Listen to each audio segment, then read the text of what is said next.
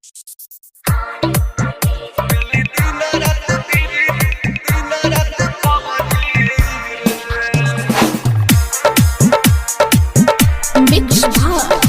Pallavi recording studio मछिया मोड़ कंचन इब्राहिमपुर।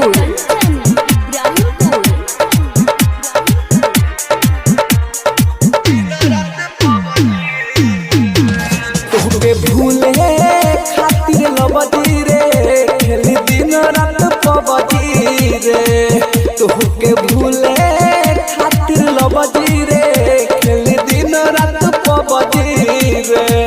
ओखिया जागता निक न लागता, ओखिया जागता निक न लागता, अरे खाना रोटी सब्जी रे।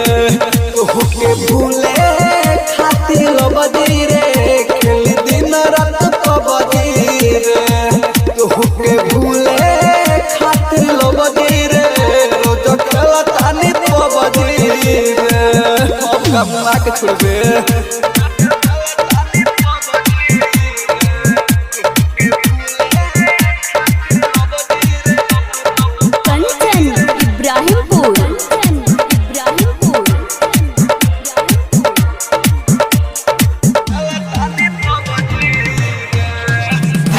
भरवा घरवा छोड़ी रही बहरा रे।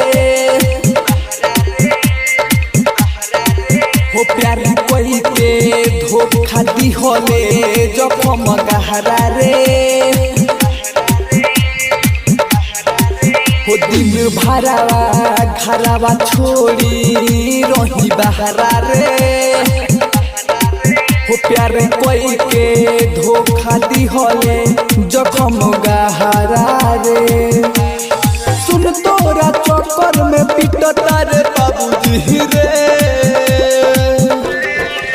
तोहके भूले खातिर लबदी रे खेल दिन रात पबजी रे। तोहके भूले खातिर लबदी रे खेल दिन रात पबजी रे।